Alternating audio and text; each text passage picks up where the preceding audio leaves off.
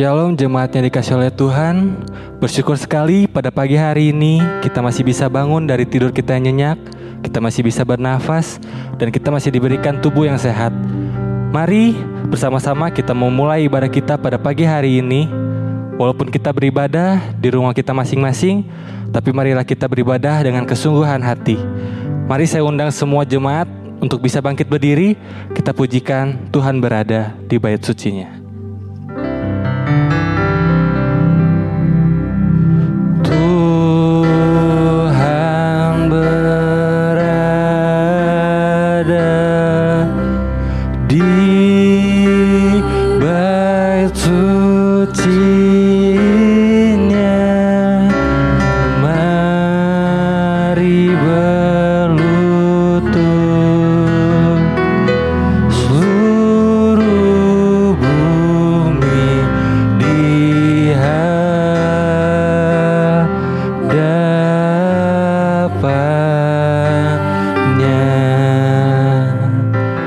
berdiam diri di hadapannya.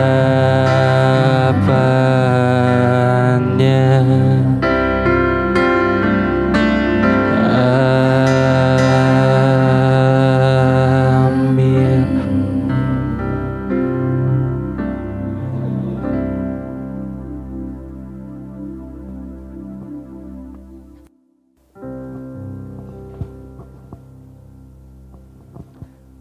Mari sidang jemaat Tuhan, bersama-sama kita akan memulaikan ibadah kita pada pagi hari ini dengan satu pengakuan yang sama bahwa pertolongan kita ada di dalam nama Tuhan yang menjadikan langit dan bumi.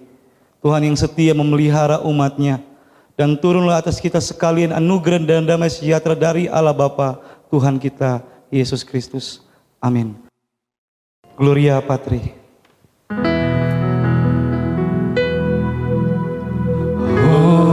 Hormat diberi bagi Bapa, Anak, dan Roh Kudus, dari mula sampai sekarang dan seterusnya.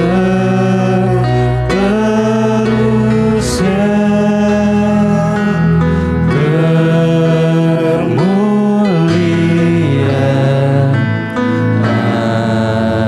Amin. Amin. Mari bersama-sama saya mengajak kita semua untuk mengambil waktu sejenak di hadapan Tuhan. Kita akan bersama-sama masuki doa pengakuan dosa.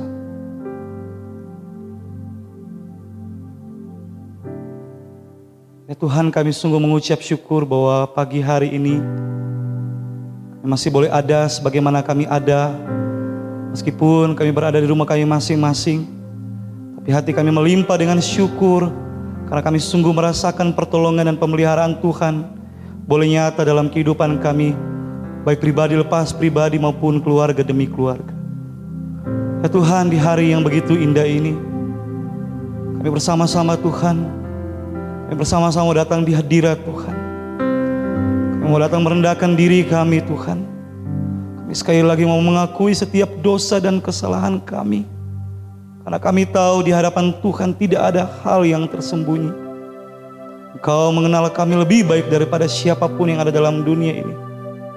Ya Tuhan, oleh sebab itu pagi hari ini ya Tuhan, pagi hari ini kami mau datang kepadamu, memohon pengampunan-Mu Tuhan.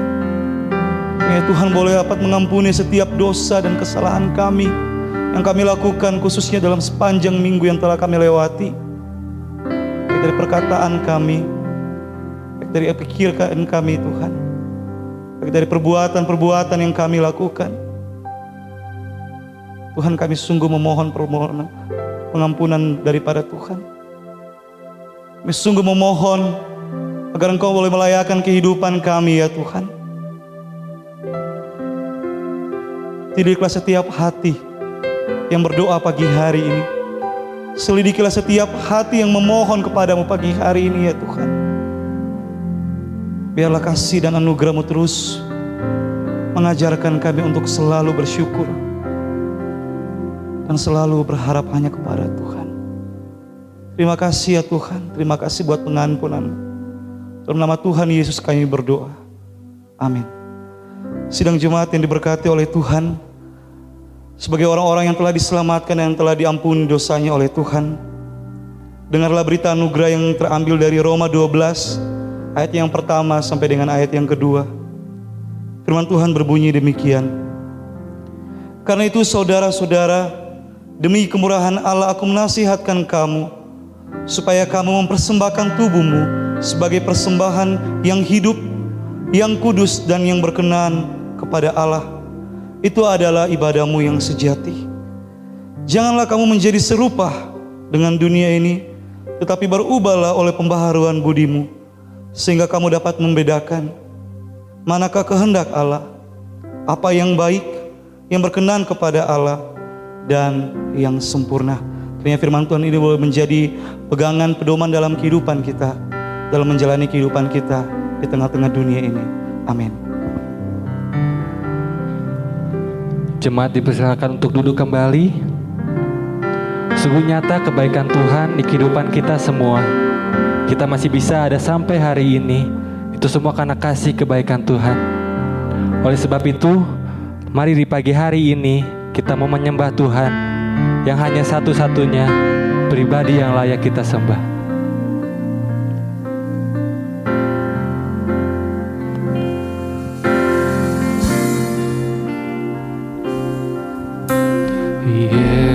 Yesus, Kau sungguh baik. Yesus, nama-Mu indah. Yesus, ku cinta Kau selalu. Ku tinggikan, ku agungkan selamanya. Katakan sekali lagi. Yesus, Kau sungguh baik. Yesus, nama-Mu indah.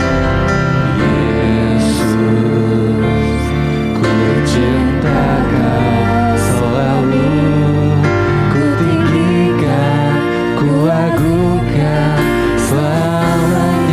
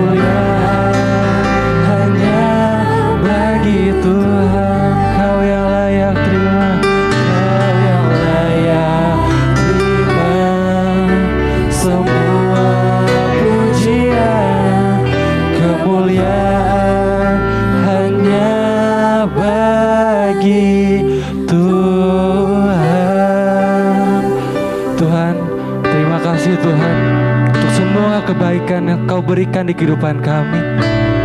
Biarlah kami mau selalu bersyukur kepadamu Tuhan. Kami mau menyembahmu, meninggikan namamu selalu Tuhan. Terimalah ucapan syukur kami ya Tuhan. Hanya di dalam namamu saja kami berdoa. Haleluya, amin. Mari jemaat yang dikasih oleh Tuhan, kita mau lebih berbahagia lagi, kita mau lebih bersukacita lagi memuji Tuhan. Kita mau nyanyikan lagu Ku Berbahagia.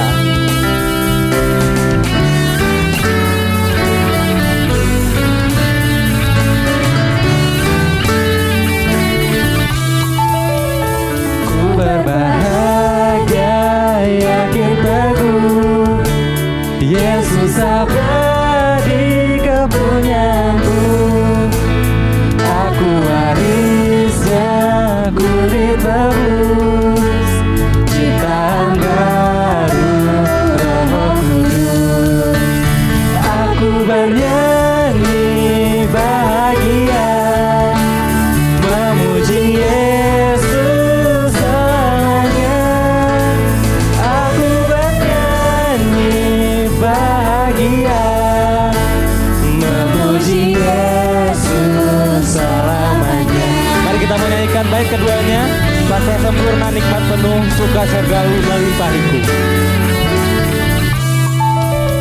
Pasrah sempurna, nikmat penuh, suka surgawi melimpahiku.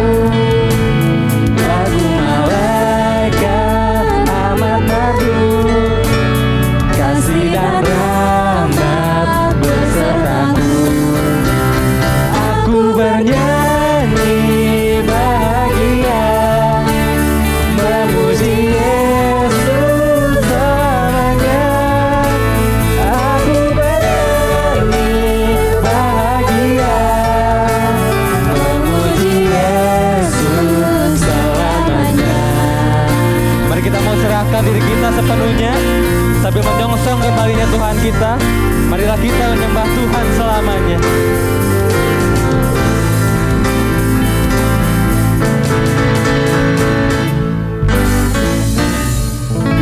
Serahkan diri penuh dalam Tuhanku, hatiku teduh sambil menyongsong kembalinya. Ku diliputi anugerah, aku bernyanyi bahagia, memuji Yesus selamanya. Aku bernyanyi bahagia, memuji Yesus selamanya. Memuji Yesus selamanya. Memuji Yesus selamanya.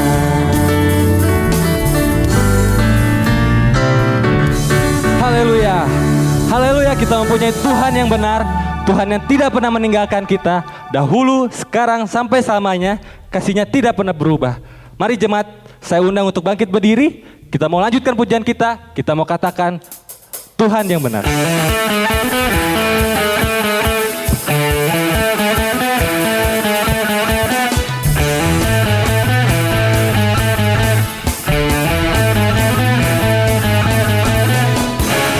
Kita katakan kau gunung batuku, kau gunung batuku, dan kau kota bentengku, tak akan ku ragu. Kau menjamin hidupku, kau keselamatanku, dan kau yang membelaku, tak akan ku ragu. Kuasa-Mu di dalamku, walau badai menerpa di dalam hidupku ini. Namun tangan-Mu Tuhan mengangkatku tinggi. Kau Tuhan yang benar, tak pernah tinggalkan, dahulu, sekarang, selamanya.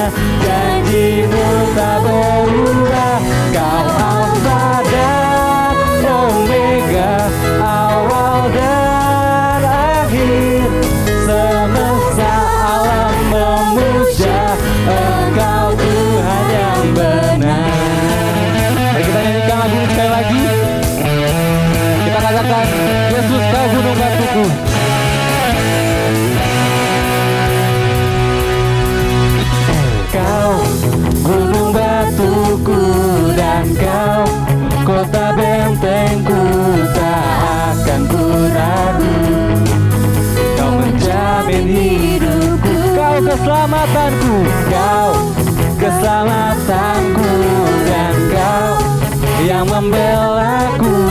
Tak akan ku takut, kuasa-Mu di dalamku. Walau badai di dalam hidupku ini, namun tangan-Mu Tuhan mengangkatku tinggi. Kau Tuhan yang benar, tak pernah tinggalkan. Dahulu, sekarang, selamanya, janji-Mu tak berubah. Kau Alfa dan Omega, awal dan akhir. Semesta alam memuja Engkau Tuhan yang benar. Semesta alam memuja, semesta alam memuja, semesta alam memuja Engkau Tuhan yang benar.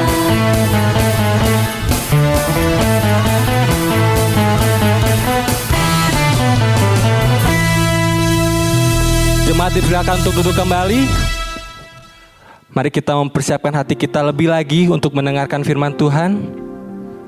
Jemaat yang dikasihi oleh Tuhan, di situasi COVID ini, mungkin ada jemaat yang usahanya sedang menurun. Mungkin ada jemaat yang bingung atas pekerjaan ke depannya. Ada jemaat yang bingung akan studi ke depannya. Bingung akan harus bagaimana aku menafkahkan keluargaku ke depannya. Tapi jemaat yang dikasihi oleh Tuhan, janganlah kita takut dan janganlah kita khawatir. Tapi biarlah kita tetap setia dan percaya kepada Tuhan, karena bagi Tuhan tidak ada yang mustahil. Mari kita mau nyanyikan lagu ini dengan sungguh-sungguh, dengan iman percaya kita mau katakan, Tuhan, aku mau setia kepadamu sampai akhir hidupku.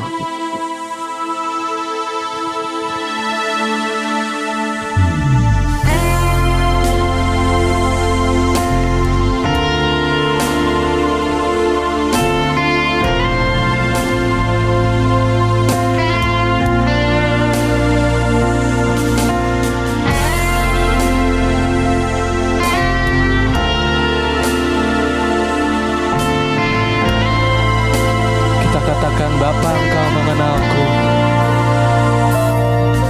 Bapa, Engkau mengenalku lebih dari siapapun. Engkau tahu ceritaku dan isi hatiku. Tak peduli masa lalu, tak peduli masa lalu, Engkau tetap memilihku. Urangkanku, sempurnakan, jadi karya yang indah. Kini aku percaya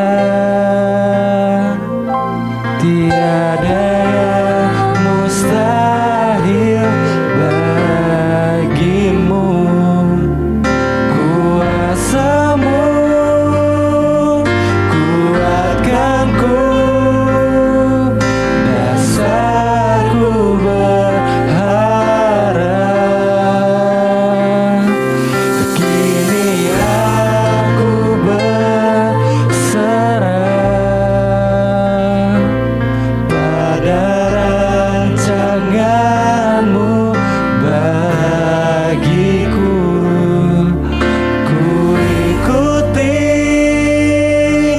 panggilan-Mu, ku kan setia sampai akhir hidupku. Mari kita mau nyanyikan lagu ini sekali lagi dengan lebih sungguh-sungguh, dengan iman percaya kita. mau katakan, Bapa, Engkau mengenalku. Bapa, Engkau mengenalku lebih dari siapapun. Engkau tahu ceritaku dan isi hatiku. Tak peduli masa lalu, Engkau tetap memilihku. Ubahkan kami Tuhan, sempurnakan jadi karya yang indah. Kini aku percaya tiada yang mustahil bagimu. Kuasamu kuatkanku, rasaku berharap. Kini aku berserah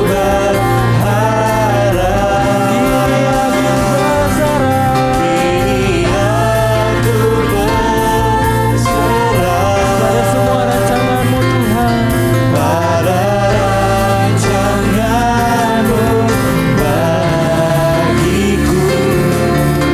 Ku ikuti panggilan-Mu, ku kan setia sampai akhir hidupku. Ya Tuhan, kami mau setia padamu apapun situasinya, senang, susah, biarlah kami mau terus setia kepadamu Tuhan.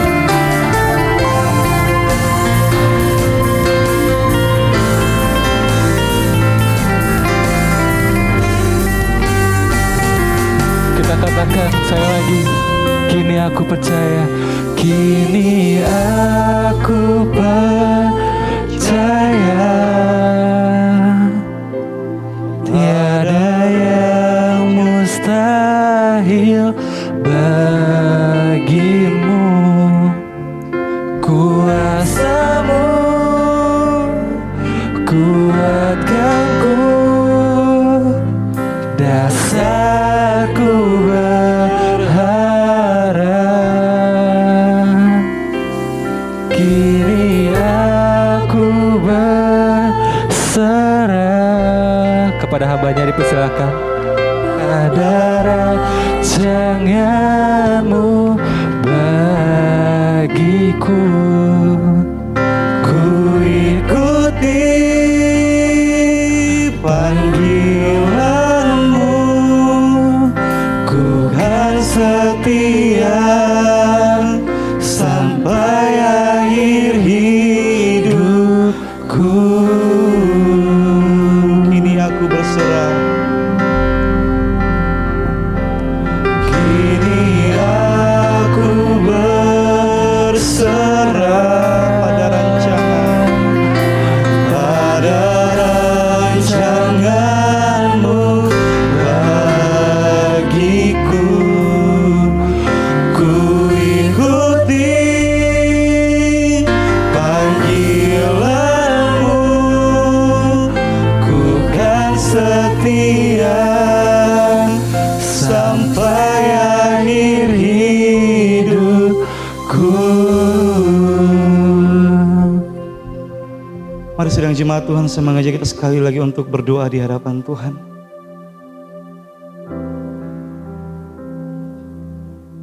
Ya Tuhan, terima kasih sekali lagi. Terima kasih buat semua hal yang Kau masih percayakan untuk kami nikmati dalam perjalanan kehidupan kami di tengah-tengah dunia ini. Hari-hari ini ada begitu banyak hal yang terjadi di sekitar kami. Tapi kami sungguh melihat pertolongan Tuhan boleh nyata dalam kehidupan kami ya Tuhan. Terima kasih dan terima kasih. Sungguhnya hati kami melimpah dengan ucapan syukur tatkala kami merenungkan segala kebaikan Tuhan dalam kehidupan kami.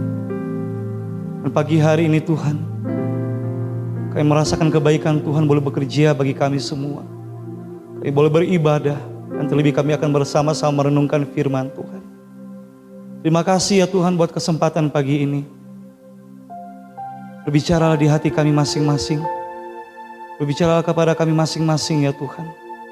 Sehingga ketika firman Tuhan kami boleh dengarkan, ada satu kekuatan baru yang boleh kami terima daripada Tuhan itu sendiri. Kami akan menjadi semakin kuat.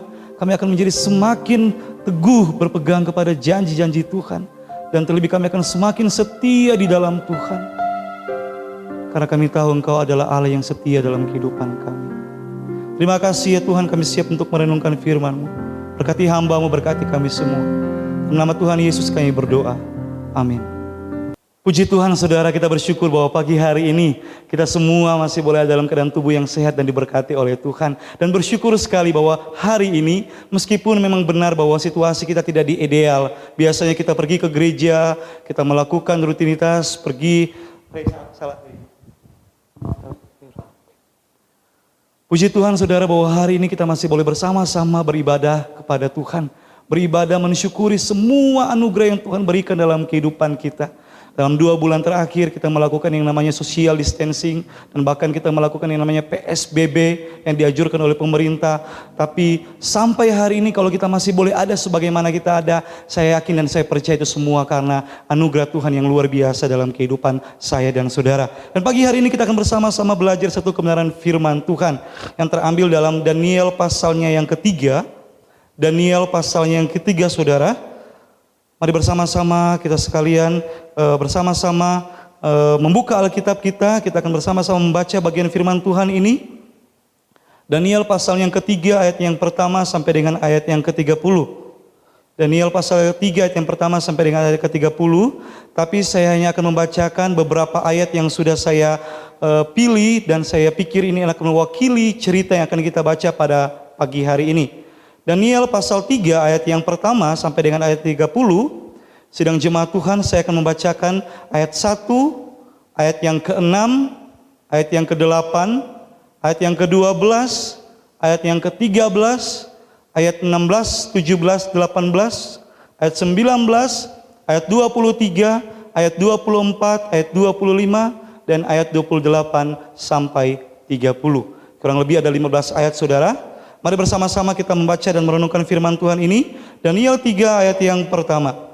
Raja Nebukadnezar membuat sebuah patung yang tingginya 60 hasta dan lebarnya 6 hasta yang didirikannya di dataran Dura di wilayah Babel. Demi kamu mendengar bunyi sangkakala, seruling, kecapi, rebab, gambus, serdam, dan berbagai-bagai jenis bunyi-bunyian, maka haruslah kamu sujud menyembah patung yang telah didirikan oleh Raja Nebukadnezar itu. Siapa yang tidak sujud menyembah akan dicampakkan seketika itu juga ke dalam perapian yang menyala-nyala. Ayat yang ke-8. Pada waktu itu juga tampillah beberapa orang Kastim menuduh orang Yahudi. Ayat yang ke-12. Ada beberapa orang Yahudi yang kepada mereka telah Tuanku berikan pemerintahan atas wilayah Babel, yakni Sadrak, Mesak, dan Abednego. Orang-orang ini tidak mengindahkan titah Tuanku ya Raja. Mereka tidak memuja dewa Tuanku dan tidak menyembah patung emas yang telah Tuanku dirikan. Ayat yang ke-13. Sesudah itu Nebukadnezar memerintahkan dalam marahnya dan geramnya untuk membawa Sadrak, Mesak, dan Abednego menghadap. Setelah orang-orang itu dibawa menghadap Raja. Ayatnya yang ke-16 sampai dengan ayat yang ke-18. Lalu Sadrak, Mesak, dan Abednego menjawab Raja Nebukadnezar, tidak ada gunanya kami memberi jawab kepada Tuanku dalam hal ini. Jika Allah kami yang kami puja sanggup melepaskan kami, maka Ia akan melepaskan kami dari perapian yang menyala-nyala itu dan dari dalam tanganmu ya Raja. Tetapi seandainya tidak, hendaklah Tuanku mengetahui ya Raja, bahwa kami tidak akan memuja dewa Tuanku dan tidak akan menyembah patung emas yang Tuanku dirikan itu. Ayat yang ke-19 saudara. Maka meluaplah kegeraman Nebukadnezar, air mukanya berubah terhadap Sadrak, Mesak, dan Abednego. Lalu diperintahkannya supaya perapian itu dibuat 7 kali lebih panas dari yang biasa. Ayat yang ke-23, tetapi ketiga orang itu, yakni Sadrak, Mesak, dan Abednego, jatuh ke dalam perapian yang menyala-nyala itu dengan terikat. Saya akan membacakan lagi ayat 24 sampai dengan ayat yang ke-25. Kemudian terkejutlah Raja Nebukadnezar, lalu bangun dengan segera, berkatalah ia kepada para menterinya, bukankah 3 orang yang telah kita campakkan dengan terikat ke dalam api itu? Jawab mereka kepada Raja, benar ya Raja. Katanya, tetapi ada 4 orang kulihat berjalan-jalan dengan bebas di tengah-tengah api itu. Mereka tidak terluka, dan yang keempat itu rupanya seperti anak dewa. Ayat 28 sampai dengan ayat yang ke-30. Berkatalah Nebukadnezar, terpujilah Allahnya Sadrak, Mesak, dan Abednego. Ia telah mengutus malaikatnya dan melepaskan hamba-hambanya yang telah menaruh percaya kepadanya dan melanggar titah raja, dan yang menyerahkan tubuh mereka, karena mereka tidak mau memuja dan menyembah Allah manapun kecuali Allah mereka. Ayat yang ke-29, sebab itu aku mengeluarkan perintah bahwa setiap orang dari bangsa, suku bangsa, atau bahasa manapun ia, yang mengucapkan penghinaan terhadap Allahnya Sadrak, Mesak, dan Abednego akan dipenggal-penggal dan rumahnya akan dirobohkan menjadi timbunan puing, karena tidak ada Allah lain yang dapat melepaskan secara demikian itu. Ayat yang ke-30. Lalu Raja memberikan kedudukan tinggi kepada Sadrak, Mesak, dan Abednego di wilayah Babel. Saudara, sebuah foto diambil pada saat peluncuran kapal angkatan darat Jerman Horst Wessel pada 13 Juni 1936. Ratusan pria dan wanita mengangkat tangan mereka untuk memberi hormat dan kesetiaan kepada partai Nazi dan pemimpinnya Adolf Hitler, kecuali 1 orang berdiri dengan tangan bersedekap atau melipat tangan. Lelaki itu adalah Agustus, pemilik tanah dan lebih dikenal sebagai lelaki yang menolak memberi salut kepada Nazi. Saudaraku, meskipun mengesankan, keberanian August membuat dia dan seluruh keluarganya berada dalam kesulitan. Dia ditangkap dengan alasan pengkhianatan yang dia lakukan beberapa kali, sebelum kemudian dia dikirim ke medan pertempuran, tempat di mana kemudian dia meninggal. Istrinya seorang wanita Yahudi. Ia dikirim ke kamp kematian, di mana istrinya pun meninggal di sana. Kedua putrinya dikirim ke panti asuhan. Hal yang sangat menyesakan memang, keputusan berani yang diambil oleh Augustus tidak memberikan keuntungan bagi keluarganya ataupun bagi dirinya. Sikap tidak kompromi membuat dia dan seluruh keluarganya menderita. Sidang jemaat yang diberkati oleh Tuhan, dengan berkembangnya ilmu pengetahuan yang mempengaruhi aspek kehidupan manusia, dewasa ini banyak sekali orang yang senang berkompromi dengan sesuatu atau seseorang hanya untuk sebuah kenyamanan dan keberhasilan dalam dunia. Manusia tidak siap untuk menderita dan berkorban untuk hal-hal yang tidak memberikan keuntungan dalam dunia ini. Kondisi yang demikian, saudara, hampir terjadi di seluruh elemen masyarakat, tak terkecuali dengan kehidupan orang-orang percaya. Bahkan akhir-akhir ini, saudara, tidak menutup kemungkinan bahwa banyak orang yang mengaku diri sebagai orang Kristen yang tidak siap melalui proses yang sulit dan bahkan tidak siap untuk menderita dan berkorban. Pertanyaan yang sering kali viral saat melalui sebuah proses yang sulit adalah, apakah Tuhan ada? Atau dengan bahasa kerennya, does God really exist? Sidang jemaat yang diberkati oleh Tuhan, apakah Tuhan masih ada ketika kita tidak bisa merasakan kehadirannya? Apakah kita yakin bahwa Dia akan berada di sana pada saat kita sangat membutuhkan? Ini adalah pertanyaan yang pasti diajukan oleh orang-orang yang mengalami pembuangan setelah kota dan bait Allah mereka dihancurkan dan mereka menjadi tawanan perang. Setelah mereka dibuang ke tempat yang mereka tidak pernah pikirkan, dan setelah mereka tidak lagi berada dalam zona nyaman mereka. Saudara, setelah semua peringatan dari para nabi Allah, sejarah mencatat Yerusalem dan seluruh Yehuda dibawa ke pengasingan. Tetapi ketika mereka memasuki kehidupan baru di bawah pemerintahan Raja Babel, Tuhan berbicara kepada orang-orang melalui Nabi Yeremia untuk memperbaiki kota tempat mereka tinggal, karena Allah mempunyai rencana bagi umat-umat Allah.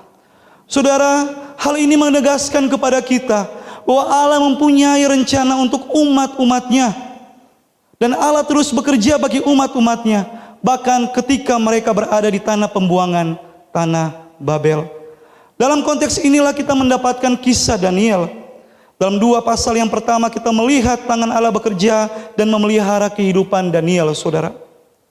Ketika dia memilih untuk menjaga hukum Taurat dengan tidak menajiskan diri dengan makanan raja. Dan ketika dia dapat melihat dan memahami mimpi Raja Nebukadnezar, ketika tidak ada satupun orang yang dapat melakukannya untuk raja pada saat itu. Saudara, melalui 2 peristiwa ini, Raja Nebukadnezar menyaksikan kuasa Allah. Dan raja yang tidak percaya kepada Allah itu bahkan berkata kepada Daniel, "Pastilah Allahmu adalah Allah para dewa dan Tuhan atas segala raja dan pengungkap misteri." Tetapi kemudian saudara, kita sampai pada kitab Daniel pasal yang ketiga.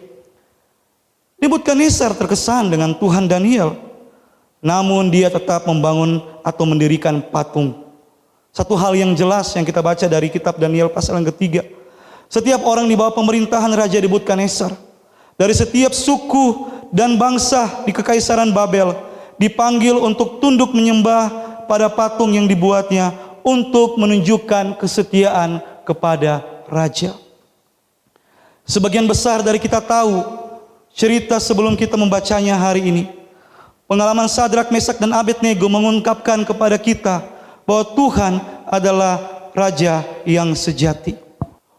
Orang-orang dari Yerusalem berada di pengasingan, tetapi Allah telah menunjukkan kuasa-Nya melalui Nabi Daniel yang menceritakan dan menafsirkan mimpi Raja Nebukadnezar. Dan sebagai hasilnya kita sudah lihat dalam pasal 1 dan ayat pasal yang kedua dalam kitab Daniel, melalui tangan Tuhan yang kuat, Daniel diberi tanggung jawab atas provinsi Babel dan 3 teman Daniel yang lain yang juga adalah tawanan perang yang dibuang ke negeri Babel.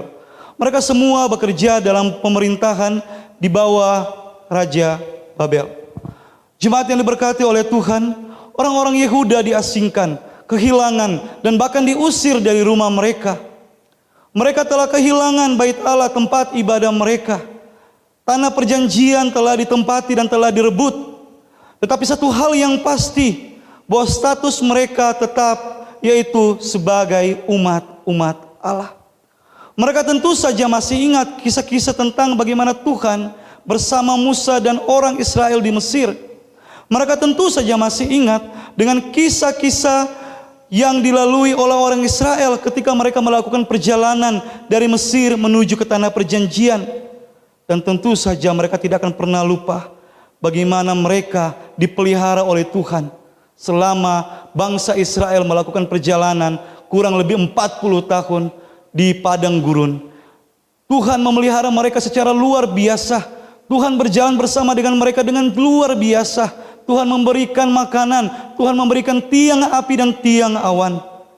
Dan saya yakin orang-orang Yehuda yang mengalami pembuangan di tanah Babel tidak akan pernah lupa dengan kejayaan Raja Daud dan Raja Salomo yang memerintah kerajaan Israel dengan begitu luar biasa. Kisah-kisah yang tentu saja tidak akan pernah lekang oleh waktu, meskipun mereka harus berada di tempat, di tanah yang tidak pernah mereka bayangkan ataupun pernah mereka pikirkan. Kisah umat Allah bersama dengan Allah, kisah umat Allah yang membuat mereka yakin bahwa Allah yang mereka sembah adalah Allah yang hidup dan terus berkarya. Jemaat yang diberkati oleh Tuhan, tetapi kemudian umat Allah diperhadapkan dengan pilihan, sujud kepada patung emas buatan raja atau tetap percaya kepada Allah. Saudara, meskipun mereka jauh dari tanah perjanjian, mereka berada di pengasingan dan bait Allah pun telah dihancurkan. Mereka tahu dan mereka sadar bahwa perintah dari Raja Nebukadnezar ini akan sampai pada satu pertanyaan. Apakah mereka akan menjadi hamba Allah yang Maha Kuasa jika mereka menyembah patung tersebut?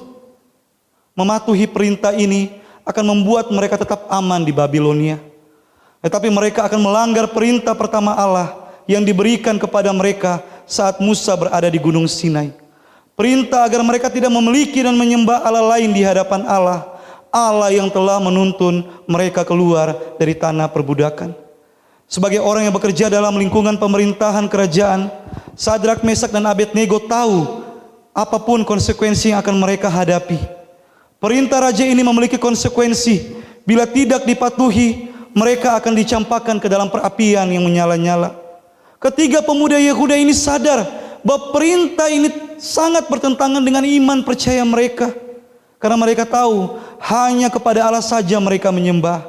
Namun jika mereka tidak patuh, api yang menyala-nyala, kematian menanti mereka. Sadrak, Mesak, dan Abednego diperhadapkan pada situasi yang paling sulit dalam kehidupan iman mereka. Raja Nebukadnezar dikatakan telah membuat patung di dataran Dura di wilayah Babel dan memberikan perintah supaya setiap orang, tidak terkecuali Sadrak, Mesak, dan Abednego, harus sujud menyembah di hadapan patung tersebut pada saat sangkakala dibunyikan. Kengerian yang dihadapi oleh Sadrak, Mesak, dan Abednego, saudara, tidak hanya pada perintah raja tersebut, tetapi kita melihat dalam cerita yang kita baca tadi dalam Daniel pasal yang ketiga, mereka berada di dalam situasi yang sama sekali tidak berpihak kepada mereka. Orang-orang di sekitar mereka adalah orang-orang yang tidak berpihak kepada mereka. Bukti nyata dicetak dalam Daniel pasal yang ketiga ayat 12. Orang-orang Kasdim datang kepada Raja Nebukadnezar dan melaporkan ketiga pemuda Yehuda tersebut. Raja, ada beberapa orang Yehuda yang kepada mereka telah Tuanku berikan pemerintahan atas wilayah Babel, yakni Sadrak, Mesak, dan Abednego. Mereka tidak memuja dewa Tuanku dan tidak menyembah patung emas yang telah Tuanku dirikan. Saudara, orang-orang Kasdim tersebut sengaja, mereka dengan sengaja memberi penekanan bahwa ketiga orang Yahudi ini menerima jabatan dari raja. Ketiga orang Yehuda ini menerima kemurahan dari Raja Nebukadnezar. Hal ini dilakukan oleh orang-orang Kasdim ini. Mereka ingin memberikan penekanan kepada raja bahwa orang-orang yang telah dipercayakan oleh raja ini adalah orang-orang yang tidak tahu berterima kasih.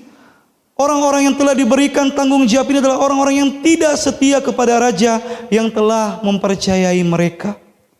Orang-orang Kasdim seolah-olah ingin membangkitkan murka raja atas ketiga pemuda ini. Ditambah lagi saudara, mereka bukanlah orang yang berasal dari kerajaan Babel. Mereka adalah orang buangan dan otomatis tidak satupun orang yang akan memihak mereka ketika raja telah mengambil keputusan. Sekilas saudara, sekilas kelihatan bahwa Sadrak, Mesak, dan Abednego seperti dibiarkan oleh Tuhan. Seperti dibiarkan oleh Tuhan untuk menghadapi masalah itu sendiri, dan Tuhan tidak memberi pertolongan. Mereka menghadapi situasi yang semakin sulit.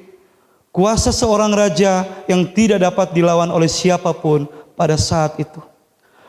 Sidang jemaat yang diberkati oleh Tuhan, bukankah kita juga sering menghadapi situasi yang sulit seperti dalam kehidupan iman kita? Ada kalanya kita menghadapi situasi seolah-olah kejahatanlah yang memegang kendali dan menguasai seluruh keadaan, dan kita berada dalam posisi yang sangat lemah dan tak berdaya. Sidang jemaat yang diberkati oleh Tuhan, bukankah kita juga sering menghadapi situasi yang sulit seperti ini dalam kehidupan iman kita? Ada kalanya kita menghadapi situasi seolah-olah kejahatan yang memegang kendali dan menguasai seluruh keadaan, dan kita berada dalam posisi yang sangat lemah dan tidak berdaya. Dan bahkan ada saatnya kita merasa bahwa Tuhan begitu tega. Tuhan begitu tega membiarkan kita menyelesaikan masalah yang terjadi dalam kehidupan kita. Saudaraku, hal yang demikian adalah hal yang sering terjadi dalam kehidupan umat manusia tanpa terkecuali. Lalu apa yang membuat kita dapat bertahan dalam iman kita di tengah krisis dan di tengah kesulitan yang berat yang kita hadapi dalam menjalani kehidupan kita di tengah-tengah dunia ini? Lalu apa yang membuat Sadrak, Mesak, dan Abednego tetap berdiri teguh dan menolak dengan berani perintah Raja Nebukadnezar? Saudara, secara logika kita manusia yang terbatas, sejujurnya ada sejumlah alasan bagi Sadrak, Mesak, dan Abednego untuk takluk terhadap perintah Raja Nebukadnezar. Mereka bisa saja berkompromi satu kali saja, dan setelah itu mereka akan taat sepenuhnya kepada Allah. Mereka bisa saja beralasan bahwa jika mereka mati, bagaimana caranya mereka melakukan hal-hal yang baik untuk Allah dan umatnya. Bukankah kehendak Tuhan yang membawa mereka sampai mereka berada dalam posisi yang penting di Babel? Bukankah kalau mereka mati, mereka kemudian tidak dapat mewujudkan rencana Allah terhadap umatnya yang ada di tanah pembuangan? Saudara, bersikap kompromi di tengah-tengah situasi sulit yang dihadapi oleh Sadrak, Mesak, dan Abednego akan membawa keuntungan bagi mereka. Mereka akan semakin disayangi oleh raja, dan yang terlebih mereka tidak akan mengalami yang namanya penyiksaan. Mereka tidak akan pernah mengalami yang namanya dilempar ke dalam perapian yang menyala-nyala. Saudara, sekalipun alasan-alasan mereka di atas dapat saja dimaklumi, jika harus menyembah patung tersebut, namun kita melihat bagi Sadrak, Mesak, dan Abednego, ketaatan dan kesetiaan mereka kepada Allah melampaui segala-galanya. Mereka rela melepaskan semua pencapaian mereka dalam pemerintahan Babel demi ketaatan dan kesetiaan kepada Allah. Bahkan saudara, mereka tidak peduli terhadap nyawa mereka, karena ketaatan dan kesetiaan kepada Allah bagi mereka melampaui segala-galanya. Respon mereka terhadap perintah Raja Nebukadnezar merupakan tindakan iman yang sangat berani. Saudaraku yang diberkati oleh Tuhan, ketika Nebukadnezar menebar ancaman terhadap mereka, kita melihat dalam ayat yang ke-16 sampai ke-18, sungguh-sungguh sangat mengejutkan. Dikatakan di sana, tidak ada gunanya kami menjawab kepada Tuanku dalam hal ini. Jika Allah kami yang kami puja sanggup melepaskan kami, maka Ia akan melepaskan kami dari perapian yang menyala-nyala itu, dan dari dalam tangan-Mu ya Raja. Tetapi seandainya tidak, hendaklah Tuanku mengetahui ya Raja, bahwa kami tidak akan memuja dewa Tuanku dan tidak akan menyembah patung emas yang Tuanku dirikan itu. Saudara, apakah kita dapat membayangkan kepercayaan, kesetiaan, dan ketaatan yang sedemikian rupa terhadap Allah yang Maha Kuasa? Mereka percaya kepada Tuhan bahwa Tuhan sanggup melepaskan mereka dari kematian. Tetapi mungkin jika Tuhan tidak berkehendak melakukannya, mereka telah siap untuk mati bagi kehendak Allah. Saudara, pertanyaan kemudian muncul, apa yang membuat Sadrak, Mesak, dan Abednego bertahan dalam situasi yang sangat-sangat sulit dan genting? Mengapa mereka tetap bertahan percaya kepada Allah? Saudara, dari awal telah saya sebutkan bahwa umat Allah sangat mengenal dengan baik setiap isi Taurat yang diajarkan kepada mereka secara turun-temurun. Hal ini menegaskan kepada kita bahwa mereka telah mendengar begitu banyak kisah tentang kesetiaan Allah dalam kehidupan umat Israel. Hal inilah yang menjadi dasar tindakan Sadrak, Mesak, dan Abednego. Tentu saudara, kita ingat bagaimana Allah menjaga dan melindungi Nuh ketika dia melewati air bah. Tentu kita tidak akan pernah lupa bagaimana Allah memberkati Abraham sedemikian rupa sehingga Abraham kemudian disebut sebagai bapa dari segala orang-orang percaya, sehingga Abraham kemudian disebut sebagai sahabat Allah. Dan kita tidak akan pernah mungkin lupa bagaimana kisah dari Yakub, Yusuf, dan bahkan bagaimana dari kisah Allah membawa umat-umat Israel keluar dari tanah perbudakan, tanah Mesir. 40 tahun mereka mengarungi perjalanan yang cukup panjang, tapi Allah tidak pernah meninggalkan kehidupan umat Israel. Dia membawa mereka sampai memasuki tanah perjanjian di bawah pimpinan Yosua. Saudaraku yang diberkati oleh Tuhan, kisah-kisah tersebut menegaskan bukan hanya kepada Samuel, Sadrak, Mesak, dan Abednego, tapi kepada kita semua, orang-orang percaya yang hidup di masa modern ini, bahwa Allah adalah Allah yang setia. Dia adalah pribadi yang setia. Saudaraku, Allah kita adalah Allah yang setia. Allah yang bukan hanya sekedar maha tahu ataupun maha kuasa. Allah kita adalah Allah yang tidak pernah meninggalkan kehidupan umat-umatnya. Kesetiaan Allah tidak dapat dibandingkan dengan kesetiaan siapapun manusia dalam dunia ini. Karena dalam kesetiaannya Allah sampai rela berkorban bagi kita manusia yang berdosa ini. Saudara, dalam Yesaya 41 ayat yang ke-10, firman Tuhan berbunyi demikian. Janganlah takut sebab aku menyertai engkau. Janganlah bimbang sebab aku ini Allahmu. Aku akan meneguhkan, bahkan akan menolong engkau. Aku akan memegang engkau dengan tangan kananku yang membawa kemenangan. Apabila engkau menyeberang melalui air, aku akan menyertai engkau. Atau melalui sungai-sungai, engkau tidak akan dihanyutkan. Apabila engkau berjalan melalui api, engkau tidak akan dihanguskan. Dan nyala api tidak akan membakar engkau. Yesaya 43 ayat yang kedua. Allah kita, Allah yang setia. Saudaraku, apakah saudara tahu apa yang pernah dialami oleh David Livingstone selama dia menjadi misionaris di Afrika? David Livingstone pernah diserang dan menjadi cacat oleh seekor singa.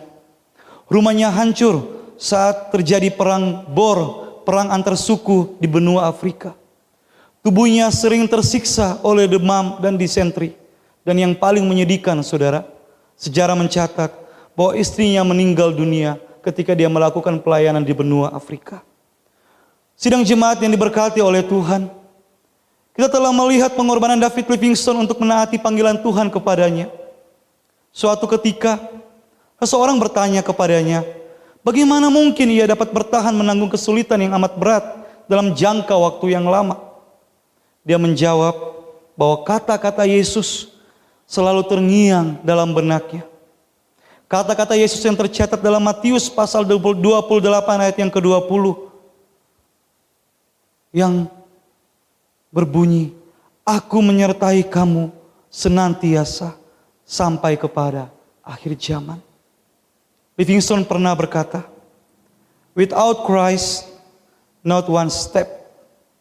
With Him, anywhere. Artinya apa, saudara? Bagi David Livingstone, tanpa Yesus, dia tidak akan sanggup melakukan perjalanan iman di tengah-tengah dunia ini. Namun bersama dengan Tuhan, bersama dengan Allah yang setia, dia akan pergi kemanapun Allah memerintahkan dia untuk pergi melayani dan memberitakan Injil. Bagi David Livingstone, kehadiran Tuhan adalah kunci bagi dia untuk menanggung segala konsekuensi dan ketaatan dan rasa percayanya kepada Tuhan. Kehadiran Tuhan adalah kunci bagi kita sekalian untuk bertahan di tengah-tengah banyaknya persoalan hidup yang Tuhan izinkan terjadi dalam kehidupan kita. Saudara, kita kembali lagi dalam perikop yang kita baca dalam Daniel pasal yang ketiga. Allah adalah Allah yang setia, yang tidak akan pernah meninggalkan kehidupan Sadrak, Mesak, dan Abednego.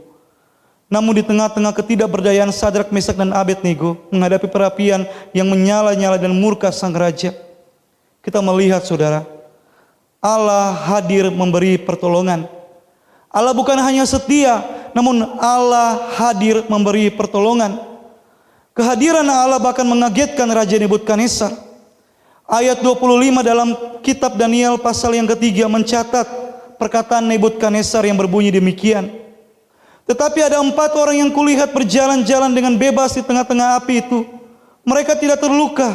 Dan yang keempat itu rupanya seperti anak dewa. Saudara, banyak sekali penafsiran terhadap peristiwa yang dicatat dalam ayat yang ke-25 dalam kitab Daniel pasal yang ketiga. Namun sekalipun kita tidak dapat memastikan siapa sosok tersebut, namun yang pasti berdasarkan kesaksian dari Raja Nebukadnezar, dia melihat kehadiran sosok ilahi di tengah-tengah kehidupan Sadrak, Mesak, dan Abednego dalam perapian yang menyala-nyala. Dalam kesaksian disampaikan dalam kitab Daniel terkait pernyataan Nebukadnezar, kita dapat melihat bahwa Allah adalah Allah yang mengekspresikan kehadirannya bagi umat-umatnya. Allah yang tidak pernah meninggalkan umat-umatnya.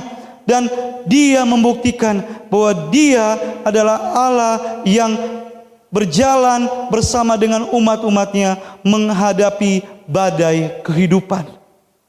Saudara, hanya terkadang cara Allah menolong dan menyertai umat-umatnya sulit untuk kita pahami, karena logika kita adalah logika yang terbatas sebagai umat manusia.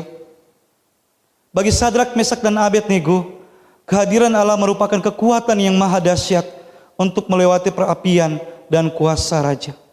Sidang jemaat yang diberkati oleh Tuhan, percayalah, Allah menjamin bahwa Ia hadir bersama-sama dengan kita dalam situasi krisis yang kita alami. Allah juga mempunyai cara yang berbeda-beda untuk hadir dalam pengalaman setiap orang, dan kadang dengan cara yang tidak terduga. Tuhan bisa saja membuka mata rohani kita dan menyadari kehadirannya melalui renungan atau ayat Alkitab yang kita baca, atau bahkan terkadang melalui perkataan dari rekan-rekan seiman kita ketika kita menghadapi pergumulan yang berat dalam kehidupan kita.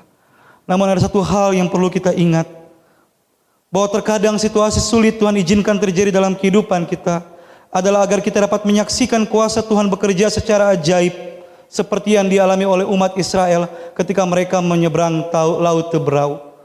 Dan terkadang juga Allah seolah membiarkan kita berjalan sendiri dengan tujuan agar kita dapat menyadari keterbatasan kita dan betapa kita membutuhkan Tuhan dalam kehidupan kita. Sidang jemaat yang diberkati oleh Tuhan, Tuhan dapat menunjukkan kehadirannya ketika Ia memenuhi kebutuhan kita dengan cara yang ajaib di saat kita sedang mengalami berbagai macam kesulitan. Allah bekerja dengan caranya untuk menunjukkan bahwa Dia tidak pernah membiarkan kita berjalan seorang diri. Ia selalu hadir bersama-sama dengan kita di masa-masa tersulit dan terberat dalam kehidupan kita.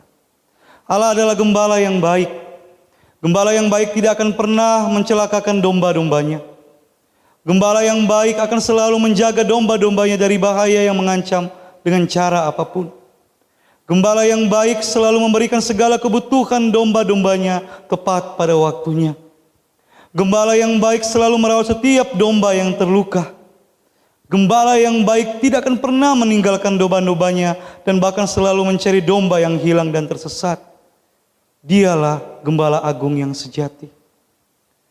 Kita mungkin kelihatan seorang diri menghadapi situasi krisis yang kita alami dalam kehidupan kita. Sepertinya tidak ada orang yang berpihak kepada kita. Dan sepertinya tidak ada orang yang mengerti dengan apa yang kita alami. Terlebih saudara, dalam situasi yang terjadi akhir-akhir ini, situasi yang tentu saja tidak nyaman bagi siapapun manusia yang menumpang hidup dalam dunia ini. Situasi yang seolah-olah mendukung manusia untuk meragukan kuasa Tuhan. Namun percayalah, Allah bersama-sama dengan kita. Allah tidak pernah meninggalkan kita. Kemanapun Tuhan memimpin kita melangkah, dan dalam situasi pun Allah berjalan bersama dengan kita. Karena Dia Allah yang setia. Sidang jemaat yang diberkati oleh Tuhan, pertanyaan kemudian muncul pada pagi hari ini dalam kehidupan kita sebagai orang percaya. Akankah kita tetap percaya kepada Tuhan dalam segala kondisi kehidupan yang terjadi dalam perjalanan iman kita? Akankah kita tetap mengasihi Tuhan meskipun kita berada dalam situasi yang sulit? Dan akankah kita menjadi sama seperti Sadrak, Mesak, dan Abednego yang tetap percaya dan tetap setia kepada Tuhan, bahkan di saat kita tidak melihat Tuhan bekerja di tengah-tengah perjalanan kehidupan kita? Sebagai penutup khotbah saya pagi ini, mari bersama-sama kita akan melihat kembali cuplikan pernyataan dari Raja Nebukadnezar. Setelah dia menyaksikan bahwa Sadrak, Mesak, dan Abednego tetap selamat meskipun mereka dilempar ke dalam perapian yang menyala-nyala. Segala puji bagi Allah Sadrak, Mesak, dan Abednego yang telah mengutus malaikatnya dan menyelamatkan hamba-hambanya. Mereka mempercayainya dan menentang perintah raja, dan bersedia menyerahkan hidup mereka daripada melayani atau menyembah dewa apapun kecuali Tuhan mereka sendiri. Kalimat yang terakhir yang sangat menarik yang saya ingin bacakan. Dikatakan di sini, tidak ada dewa lain yang bisa menyelamatkan dengan cara ini. Saudara, sidang jemaat yang diberkati oleh Tuhan, pernyataan Raja Nebukadnezar menegaskan kepada kita bahwa apa yang Tuhan buat selalu indah pada waktunya. Dan segala sesuatu yang Tuhan izinkan terjadi adalah untuk menyatakan kemuliaannya dan kedaulatannya atas dunia dan atas kehidupan kita. Ingatlah satu hal, bahwa Tuhan bekerja dengan caranya dan rancangannya selalu yang terbaik bagi kita. Dia bekerja bahkan dalam kondisi tersulit yang kita alami, karena Dia adalah Allah yang berkuasa dan berdaulat atas semesta ini. Ada satu pujian yang selalu terngiang dalam kepala saya ketika saya menjalani kehidupan di tengah-tengah dunia ini. Pujian yang selalu mengikat saya bahwa saya punya Allah yang hidup dan setia dan berkarya dalam kehidupan saya. Pujian itu mengatakan seperti ini. Tuhan tak pernah janji langit selalu biru, tetapi Dia berjanji selalu menyertai.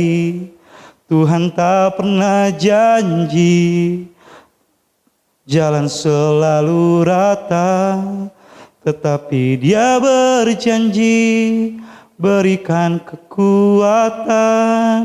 Saudara, biarlah kisah Sadrak, Mesak dan Abednego, biarlah pujian yang saya telah nyanyikan tadi itu akan terus mengingatkan kita bahwa perjalanan iman kita bersama Tuhan adalah perjalanan iman yang tidak mudah.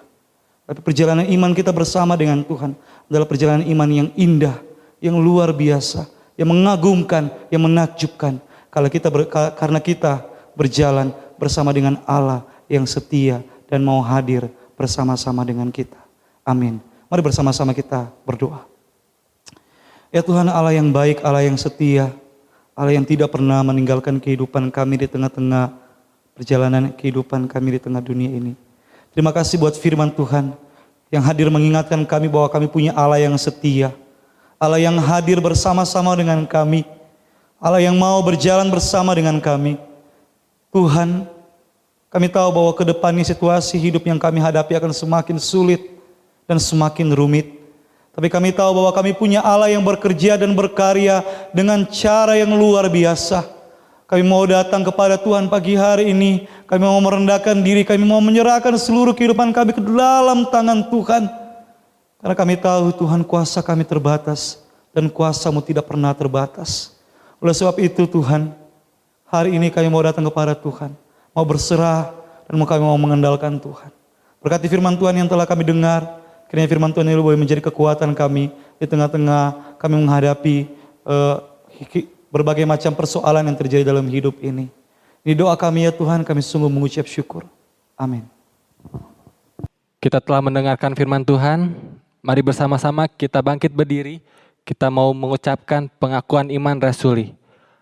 Aku percaya kepada Allah, Bapa yang Maha Kuasa, Khalik langit dan bumi, dan kepada Yesus Kristus, Anak-Nya yang tunggal Tuhan kita, yang dikandung dari Roh Kudus, lahir dari anak darah Maria, yang menderita sengsara di bawah pemerintahan Pontius Pilatus, disalibkan, mati dan dikuburkan, turun ke dalam kerajaan maut.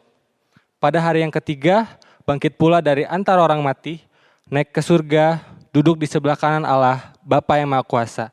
Dan dari sana, Ia akan datang untuk menghakimi orang yang hidup dan yang mati.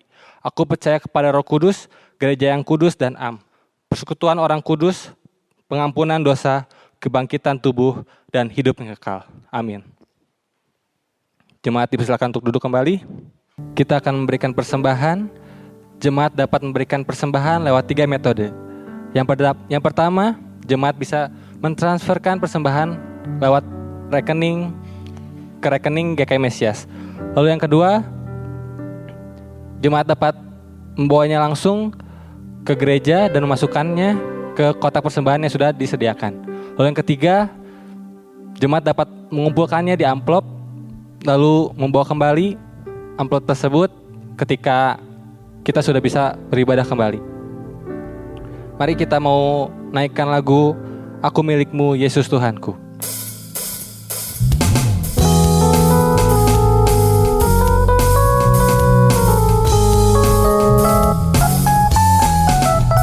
Aku milikmu Yesus Tuhanku, ku dengar suaramu, ku merindukan datang mendekat dan diraih olehmu, raih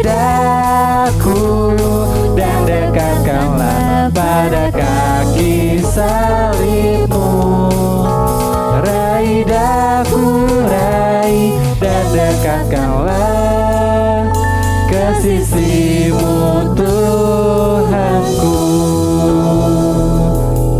Kita mau berdoa untuk persembahan dan juga untuk pokok-pokok doa. Yang pertama, kita akan berdoa untuk kesehatan dan perekonomian jemaat dalam masa pandemi agar senantiasa percaya pada pemeliharaan Tuhan. Lalu yang kedua, kita mau berdoa untuk upaya pemerintah dalam memutus penyebaran COVID-19 dan memulihkan perekonomian. Lalu yang ketiga, kita akan berdoa untuk studi anak-anak di GKI Mesias agar anak-anak tidak bosan di rumah dan punya semangat belajar. Mari kita berdoa. Tuhan, kami mau berdoa Tuhan untuk kesehatan setiap dari kami ya Tuhan, jemaat GKI Mesias. Biar Engkau selalu memberikan kami kesehatan selalu. Juga kami berdoa untuk perekonomian kami juga ya Tuhan. Bila Engkau senantiasa mencukupkan perekonomian kami ya Tuhan. Juga kami mau berdoa untuk pemerintah dalam upayanya memutus penyebaran COVID-19 ini Tuhan. Biarlah COVID-19 ini bisa berlalu dengan cepat ya Tuhan. Juga kami mau berdoa untuk studi anak-anak di GKI Mesias ini, biar mereka bisa terus mempunyai semangat belajar dan tidak bosan di rumah ya Tuhan. Juga kami mau berdoa untuk persembahan yang sudah kami berikan, biarlah persembahan ini bisa menjadi berkat bagi gereja ini ya Tuhan. Terima kasih Tuhan. Dalam nama Tuhan Yesus kami berdoa. Amin. Jemaat dipersilakan untuk bangkit berdiri. Doksologi, pengutusan dan berkat akan disampaikan oleh pendeta Dedi Prasetyo.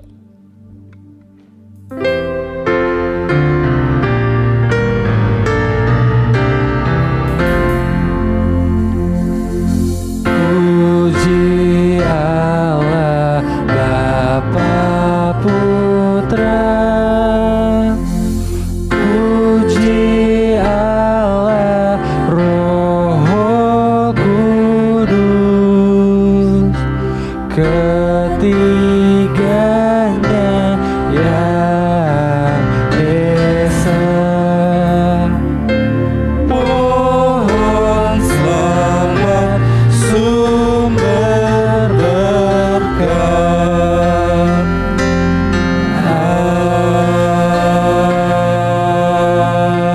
Amin. Jemaat yang dikasihi Tuhan, kita menyadari bahwa waktu-waktu di depan kita bukanlah masa-masa yang mudah. Tetapi percayalah, di tengah-tengah segala kesulitan yang akan kita hadapi, kita memiliki Allah yang besar, Allah yang tidak akan pernah meninggalkan kita, Allah yang penuh dengan kasih setianya. Mari bersama-sama kita akan kembali ke tengah-tengah aktivitas kita. Dan saat ini arahkan hati dan pikiranmu kepada Tuhan. Terimalah berkat Tuhan. Kiranya kasih karunia dan damai sejahtera dari Allah Bapa, cinta kasih yang sempurna daripada Tuhan Yesus Kristus, penghiburan, kekuatan dan pertolongan dari Allah Roh Kudus senantiasa menyertai saudara sekalian. Dan kiranya berkat dari Allah Tritunggal itu akan melimpah di dalam kehidupanmu seperti aliran sungai yang tidak pernah berhenti dari sekarang sampai selama-lamanya. Amin.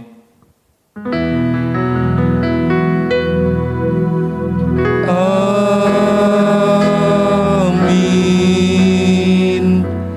Amin. Amin.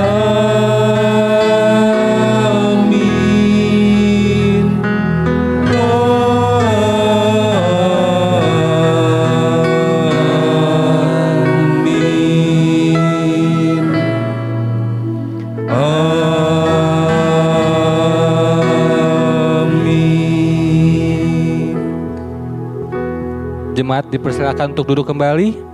Kebaktian pada pagi hari ini selesai. Tuhan Yesus memberkati. Segenap hamba Tuhan dan majelis mengucapkan terima kasih untuk seluruh pelayan Tuhan yang sudah melayani dalam ibadah streaming, ibadah umum dan sekolah minggu, dan ibadah keluarga GKI Mesias minggu ini. Tuhan memberkati. Ibadah streaming dan ibadah keluarga peringatan kenaikan Tuhan Yesus akan diadakan pada hari Kamis pukul 8 pagi. Panduan ibadah dan file khotbah serta link streaming akan di-share melalui WhatsApp. Ibadah minggu depan tanggal 24 Mei 2020 masih dialihkan ke dalam ibadah keluarga dan ibadah streaming di rumah masing-masing dengan panduan yang disiapkan oleh gereja. Untuk memutus penyebaran COVID-19, Majelis GKI Mesias menghimbau jemaat agar mendukung pemerintah dalam pelaksanaan PSBB dengan menjaga pola hidup sehat, seperti makan makanan bergizi, cukup istirahat, berolahraga teratur, tetap tinggal di rumah, menghindari kerumunan massa, atau berkumpul lebih dari 5 orang. Menggunakan masker saat keluar rumah, rajin mencuci tangan dengan sabun, berkendara dengan jumlah yang ditentukan. GKI Mesias mengadakan program berbagi kasih, Gereja Tangkap COVID-19, yaitu pembagian sembako bagi jemaat dan orang-orang yang membutuhkan. Bagi jemaat yang ingin mendukung dalam dana, dapat mentransfer ke rekening gereja dengan diberi keterangan berbagi kasih. Persembahan juga bisa berupa sembako seperti beras, minyak, indomie atau telur, dan dapat diantar ke gereja dengan menghubungi Evangelis Yuli Gunarko atau Saudari Melissa Febrianti. Segenap majelis mengucapkan selamat ulang tahun bagi jemaat yang berulang tahun minggu ini. Pendeta Dedi Prasetyo 17 Mei, Saudari Narniati Margina 19 Mei, Fania Demina 22 Mei. Selamat ulang tahun, Tuhan Yesus memberkati.